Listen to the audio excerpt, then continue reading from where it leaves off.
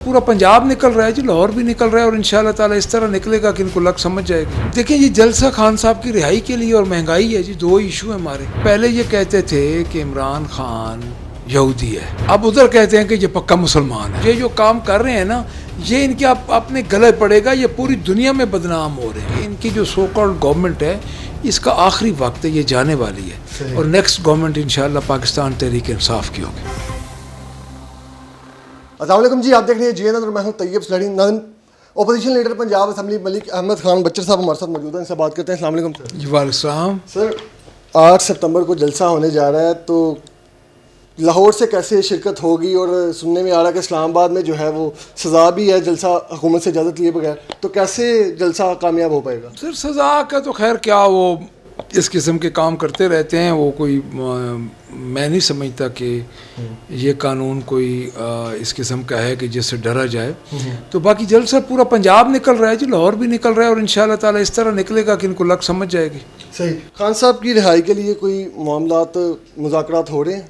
देखिए ये जलसा खान साहब की रिहाई के लिए और महंगाई है जी, दो इशू है हमारे। सही। एक महंगाई है और रिहाई है, दो इशू पे ही जलसा हो रहा है। दूसरी जानब एक और खबर जो चल रही है कि इमरान खान साहब को ऑक्सफोर्ड यूनिवर्सिटी का चांसलर बनाने में हुकूमत जो है वो रुकावट बन रही है, इस बात में कितनी सदाकत है और क्या वजह है रुकावट बनने की? देखिए पहले ये कहते थे कि इमरान खान यहूदी है, अब उधर कहते हैं कि ये पक्का मुसलमान है, ये फंडामेंटलिस्ट, इसको नाम बनने दें। हुकूमत की क्रेडिबिलिटी नहीं है इस हुकूमत की, ये कैसे ये चलेगी? मेरा नहीं ख्याल ये रोक सकते हैं और खान साहब इंशाल्लाह अक्टूबर में चांसलर बन जाएंगे इंशाल्लाह। क्या मेल्स वगैरह कर रहे हैं? क्यों ये पंजाब हुकूमत का क्या रोल है, मरीम नवाज साहबा का इसमें क्या? देखिए मरीम नवाज पंजाब हुकूमत में कोई अकेली तो है नहीं, उसके चचे की गवर्नमेंट है मरकज़ में, पंजाब में, वो दोनों मिल के ये काम कर रहे हैं। और मैं ये समझता हूँ कि जो काम कर रहे हैं ना, ये इनके अपने गले पड़ेगा, ये पूरी दुनिया में बदनाम हो रहे हैं, क्योंकि खान साहब का ये कुछ नहीं बिगाड़ सकते। अच्छा, नवाज शरीफ साहब आए तब तो कहा जा रहा था कि मियाँ साहब आएंगे और वज़ीर आज़म बन जाएंगे,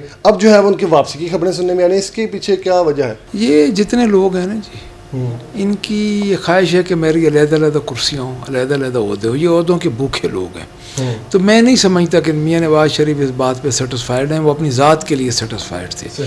तो वो पाकिस्तान में हुक्मरानी करने आते हैं, सो उनको नहीं मिली तो अब वापस जा रहे हैं। अच्छा, आपकी हुकूमत के साथ कोई मामलात नहीं तय हो पा रहे थे, पहले आपने अपनी असम्बली लगाई, अपना स्पीकर, फिर वज़ीर आला भी अपना बना लें, तो इंशाल्लाह हम बनाएंगे, बड़ी जल्दी बन जाएगा। सही। और ये मैं ये समझता हूँ कि इनकी जो सो कॉल्ड गवर्नमेंट है इसका आखिरी वक्त है, ये जाने वाली है और नेक्स्ट गवर्नमेंट इंशाल्लाह पाकिस्तान तहरीक इंसाफ की होगी। नजीम मलिक अहमद खान बच्चर साहब हमारे साथ मौजूद थे, अपोजिशन लीडर हैं पंजाब असेंबली के। आपने इनकी गुफ्तगू मुलाहिजा की, इसी के साथ ही अपने मेज़बान को दीजिए इजाज़त। अल्लाह निगहबान।